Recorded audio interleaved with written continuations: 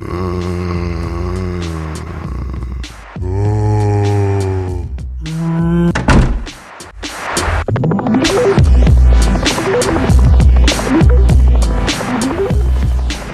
Evil Revelations is an action video game developed by Capcom that was originally released for the Nintendo 3DS back in 2012.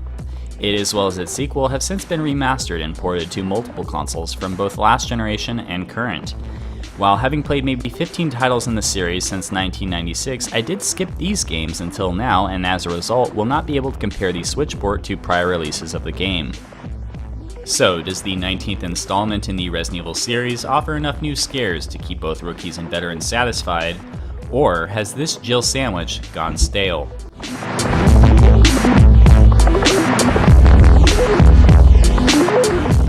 Chronologically taking place between the events of Resident Evil 4 and 5, Revelation stars fan favorites Jill Valentine and Chris Redfield. As the player, you'll take control of 2 additional characters, as well as meet a handful of kooky new ones throughout the campaign, which lasts about 6 hours. The game opens with series femme fatale Jill and her new partner Parker, who's basically Barry from Resident Evil 1, but sounds a little bit like Dracula for some reason, and they're investigating an abandoned ocean liner, the Queen Zenobia, in hopes of finding her old partner Chris. Meanwhile, Chris, who's elsewhere, is investigating a bioterrorist organization called Velcro, after they unleashed a virus on the floating city of Terragrangia. The story in Revelations is god-awful, and pretty bottom-of-the-barrel stuff even when compared to the more narratively cheesy entries of the series. I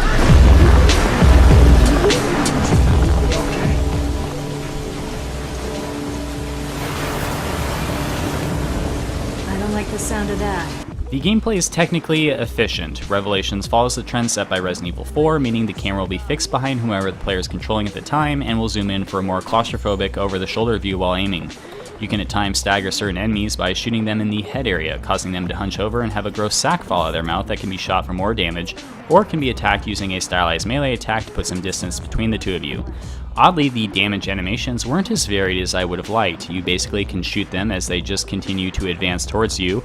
You can stagger them as stated before, or you can kill them and watch them melt into a puddle on the floor in front of you.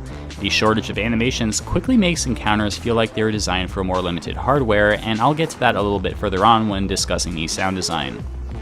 Regardless of which of the 4 characters you're playing as, you'll always have a generously equipped and talkative AI-controlled partner at your side, similar to Sheva from Resident Evil 5. This was unfortunate, as it removed a series staple of feeling isolated and definitely gives the game a more actiony feel. As previously mentioned, the campaign is a timeshare of sorts, split between 4 characters, similar to Resident Evil 6. So make no mistake, a return to form this is not. Revelations is more so a mixed bag of game mechanics from the more recent action-oriented entries of the series, and one creepy deserted location being the ship.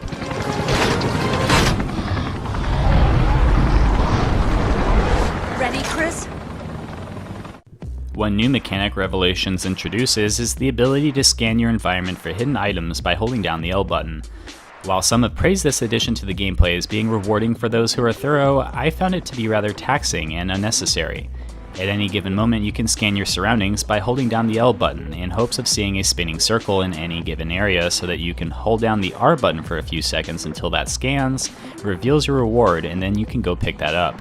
Throughout the campaign, I couldn't help but think, why not just have hidden items be hidden items like they were in prior entries and remove this seemingly pointless and time-consuming step? I also wanted to point out that the camera and reticle speed both seem to be awkwardly slow considering the often fast-paced encounters. Some of this clunkiness was aided with the ability to do a quick 180, but regardless, it remained awkward throughout.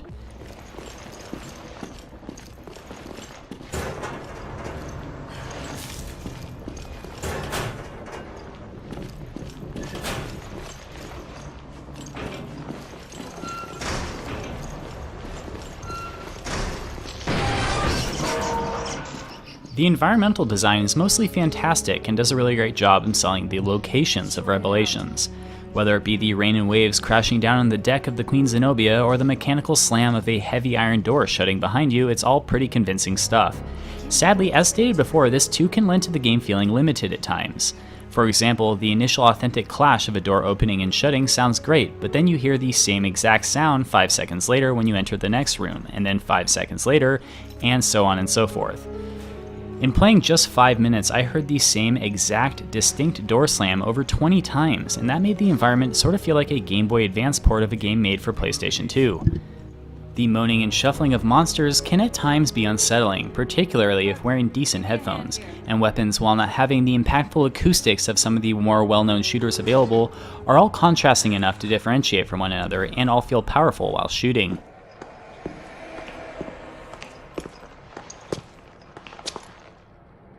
This explains our missing crew. This is not good. Looks like we both were too late. Both of you. Look. Abandon hope, all ye who enter here. Abandon hope? He's quoting Dante. In classic Resident Evil fashion, the dialogue here is absurd. While the characters in the series are somewhat notorious for being one-dimensional, this really shines in Revelations. The only difference here being is that it's not so bad that it's good, it's just really, really bad. Outside of Jill and Chris, none of the characters' tone, shouts, jokes, attitudes, or one-liners ever match the absolute seriousness of the events around them. One character in particular literally sounds like Bugs Bunny for some reason, and that completely removed me from any suspension of disbelief and just had me sitting there thinking to myself, what on earth is happening? As far as music goes, as I sit here and write this, I actually can't remember if the game has music outside of the intro videos and the title screen. So if there is music present, it's pretty dang forgettable.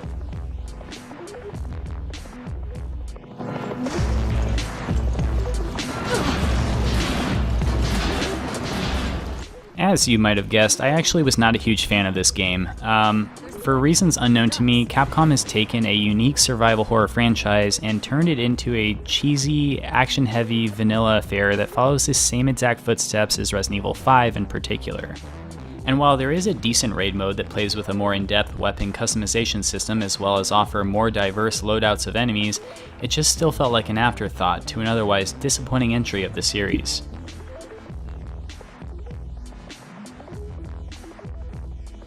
I also wanted to throw in one final nitpick since I'm at the end of the video, that without exception, all female characters in this game, including the monsters, are very overly sexualized for some reason. I'm curious as to if there's a tactical advantage to having your breasts a hair away from being exposed at all times, or if that's just Capcom turning all female characters in the franchise into dead or alive beach volleyball players. Seemingly every frame of gameplay insisted I knew about how nice Jill's rear was for some reason, instead of immersing me in the story and horror. Priorities, I guess.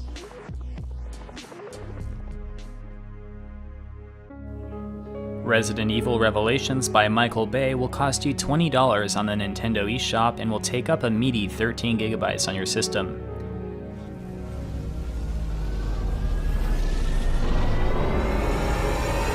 As always, thank you so much for watching the video, and if you'd like to see more like it, go ahead and click that subscribe button.